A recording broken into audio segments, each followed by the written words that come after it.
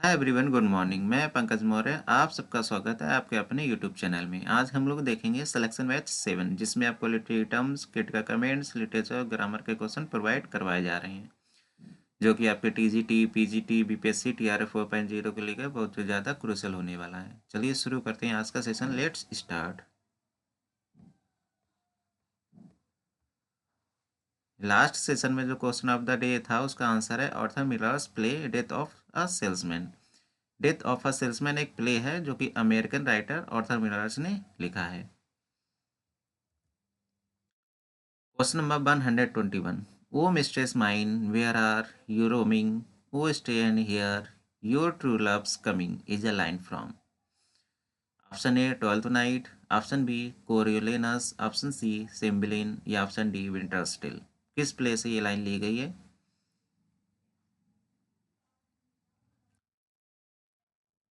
Question number 121 का correct answer हो जाएगा option A Twelfth Night. Question number 122. William Shakespeare's Measure for Measure is an example of. Measure for Measure किसका examples है? Pastoral comedy का, comedy of manners का, या comedy of situation, या dark comedy का? किसका एग्जाम्पल है मीजर फॉर मीजर?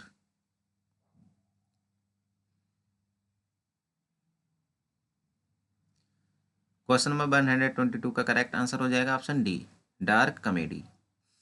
शेक्सपियर के लिखे शेक्सपियर के द्वारा लिखा गया एक प्ले है मीजर फॉर मीजर, ये एक डार्क कॉमेडी का एग्जाम्पल है। Question number 123. I was watching a whole scene very carefully, no error. किस पार्ट्स में एरर है या नो एरर है? आंसर रिस्पॉन्स करिए।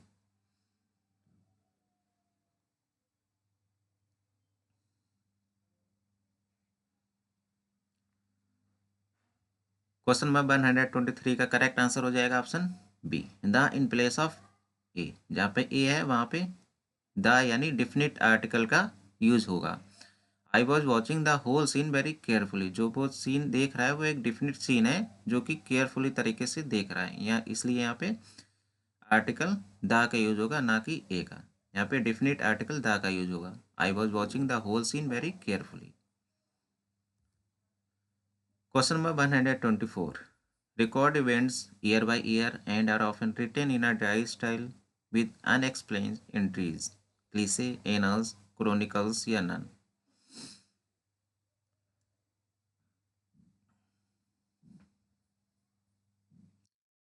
क्वेश्चन नंबर 124 का करेक्ट आंसर हो जाएगा ऑप्शन बी एनल्स।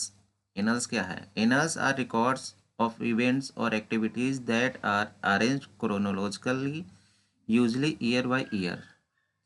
जो एनल्स है इसमें किसी भी इवेंट्स या एक्टिविटीज़ का जो रिकॉर्ड्स होते हैं वो क्रोनोलॉजिकली ऑर्डर में अरेंज किए जाते हैं, मतलब ईयर बाय ईयर सीक्वेंस में जो रिकॉर्ड्स है उसको लगाए जाते हैं या अरेंज किए जाते हैं।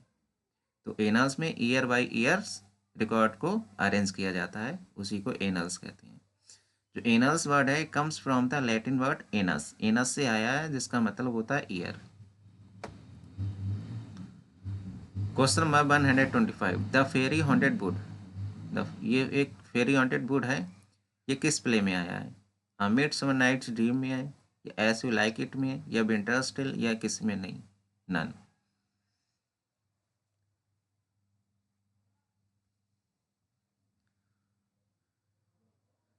क्वेश्चन नंबर 125 का करेक्ट आंसर बन जाएगा option A Midsummer Night's Dream. Midsummer Night's Dream में ये सीन आया है fairy haunted wood. Question number 126. Is a character in a drama और novel who plays only a minor role in the action but serves the protagonist as a trusted friend? Round, complex, confident या flat? किस character की बात हो रही है? Novel या drama में एक करेक्टर होता है जिसका रोल तो माइनर रहता है, लेकिन वो अपने फ्रेंड का बहुत ही विश्वास पात्र दोस्त या मित्र रहता है। राजदार मित्र या विश्वास पात्र मित्र रहता है अपने फ्रेंड का।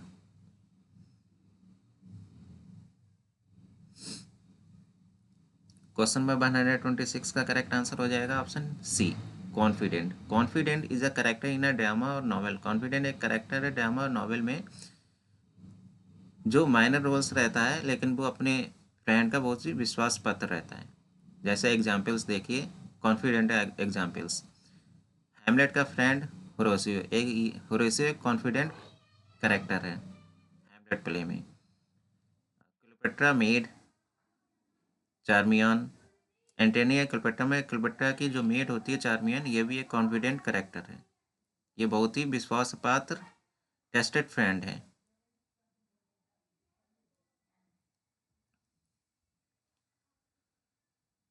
Question number 127. Who says that Shakespeare presents a faithful description of life and that his characters are such as common to other human beings? ये स्टेटमेंट किसका है? विलियम शेक्सपियर का है, सैमुअल जॉनसन का है, टी.एस. इलियट का है, Ben Jonson का है?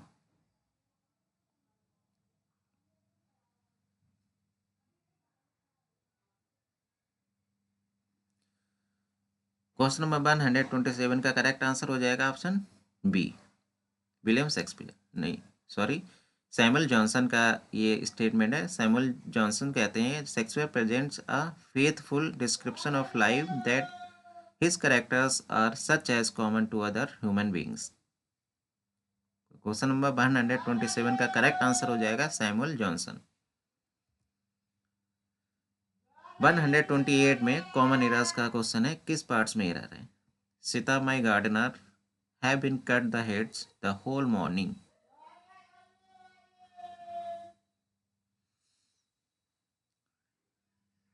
क्वेश्चन नंबर 128 का करेक्ट आंसर बन जाएगा option B, has been cutting in place of have been cut. यहाँ पे पहली बात तो हैव नहीं होगा, हैज होगा, क्योंकि सिताब सिंगुलर है। अब माई गार्डनर है, ये माई गार्डनर सिताब ही है। ये जो कॉमा में पार्ट्स है माई गार्डनर, इसी को केस इन एपोजिशन बोलते हैं, जो कि नाउन के बारे, सब्जेक्ट के बारे में बताता है। तो माई गार्डनर कोई और नहीं, सिताब ही है। यहाँ दो पर्सन नहीं, एक पर्सन की बात हो रही है, इसलिए यहाँ पर हैज आएगा। सिताब my gardener has been cutting हो जाएगा, कट की जगह has been cutting the heads the whole morning. Question number 129, the line raise up return to us again and give us manners virtue freedom power. ये line कहाँ से ली गई है? टिंटन अवे से, लंदन 1802 से, या द प्रिल्यूड से, या इसमें से कोई नहीं? राइट ऑप्शन हो जाएगा डी। कौन सा करेक्ट ऑप्शन होगा? आंसर रिस्पॉन्स करिए।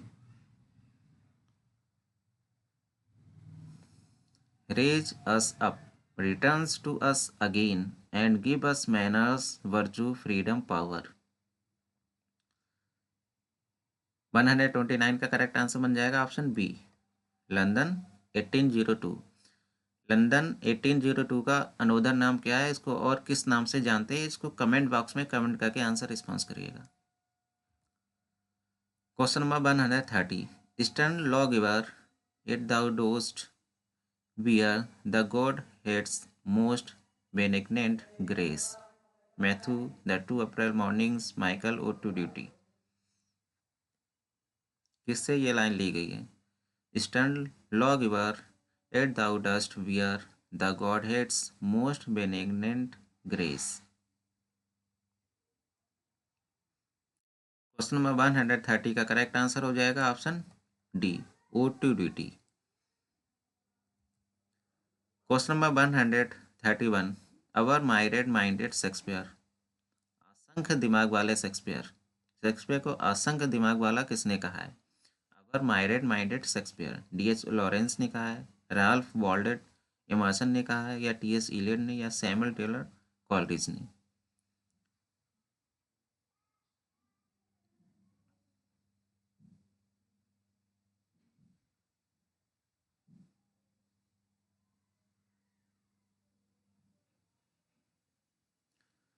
क्वेश्चन नंबर 131 का करेक्ट आंसर बन जाएगा option D, Samuel Taylor Coleridge ने कहा है असंख्य दिमाग वाला Shakespeare, our myriad minded Shakespeare. Question number 132, curses are like chickens, they come home to roast, hyperbole, simile, interrogation, apostrophe। कौन सी फिगर ऑफ स्पीच है इसमें? क्वेश्चन नंबर 132 का करेक्ट आंसर हो जाएगा ऑप्शन बी, सिमली। सिमली में एस और लाइक से तुलना की जाती है, लाइक आ रहा है इसलिए यहाँ पर हो जाएगा सिमली।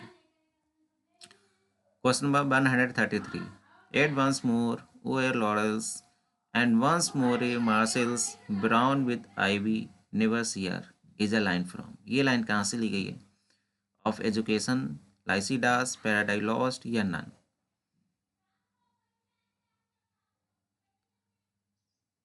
क्वेश्चन नंबर 133 का करेक्ट आंसर बन जाएगा option B, Lycidas. Question number 134, common errors का है, किस पार्ट्स में एरर है? I earn little money than my younger brother, no error.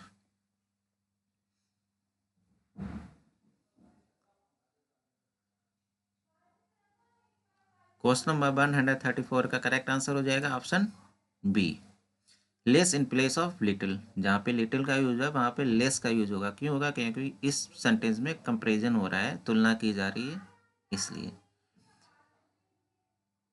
Comparative degree है, तुलना की जा रही है, तो लिटिल का कंपैरेटिव डिग्री हो जाएगी लेस। लेस या लेसर।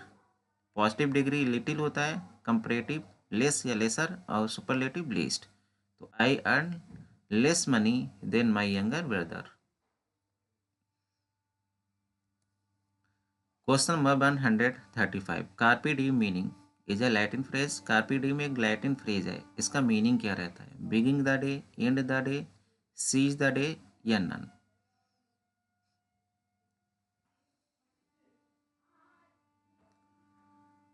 क्वेश्चन नंबर 135 का करेक्ट आंसर बन जाएगा option C, seize the day. Seize the day मतलब इंजॉय द डे। जो भी दिन है उसको जी भर कर जी लो, कल हो या ना हो, लेकिन जो दिन है उसको जी भर कर जी लो, उसी को कहते हैं सीज द डे या enjoy the day, seize the day. Carpe diem Latin phrase है, ये भी याद कर लीजिए। फ्रेज कौन सा है? लैटिन है, ना कि फ्रेंच ना ग्रीक। लैटिन फ्रेज है कार्पे डीम, और इसका जो मीनिंग होता है वो सीज द डे होता है, इंजॉय द डे होता है। Question number 136, the course of true love never did run smooth, who says? कौन कहता है ये? बॉटम, लाइसेंडर, हर्मिया या हेलेना?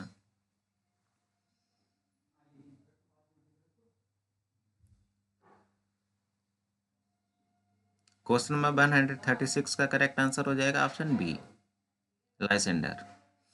एक्सप्लेनेशन देखते हैं। Lysander says the course of true love never did run smooth in Midsummer Night's dream.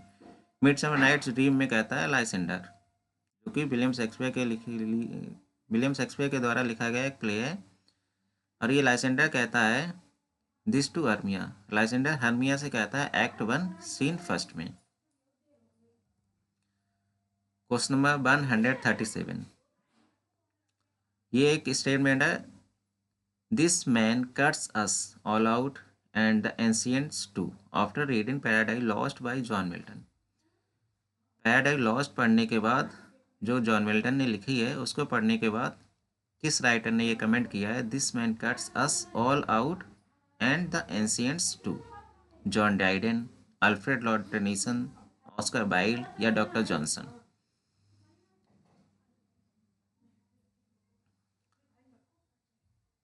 Question number 137 का correct answer हो जाएगा option A, John Dryden. John Dryden ने Paradise Lost पढ़ने के बाद कहा है कि this man cuts us all out and the ancients too. Very important question है, इसको रट लीजिएगा। Question number 138, two successive syllables with approximately equal strong stress, iambic, spondaic, trochaic, dactylic? Two successive syllables with approximately equal strong stress.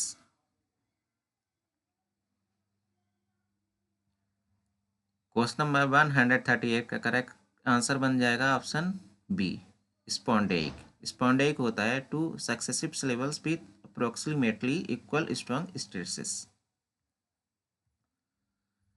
Question number 139, a thousands years are as started when it is past. Figure of speech बतानी है, कौन सी है? Hyperbole है, सिमली है, interrogation है या apostrophe है? हजारों साल बीत गए, ऐसा लग रहा है कि कल ही बीते हैं। 1000 years are as started when it is past। तो क्वेश्चन नंबर 139 का करेक्ट आंसर हो जाएगा hyperbole, option A. Question number 140, the students have been doing yoga since an hour. किस पार्ट्स में एरर है?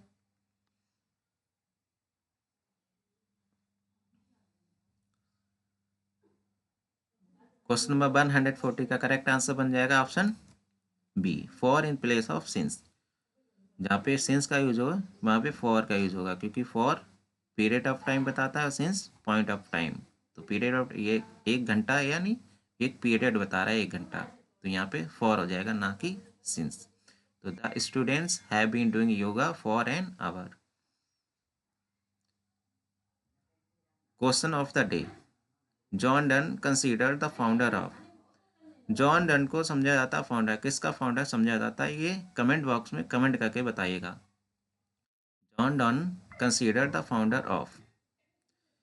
आज के लिए बस इतना ही। क्वेश्चंस अगर पसंद आ रहे हो चैनल को लाइक शेयर एंड सब्सक्राइब करना ना भूलेगा। Thank you so much.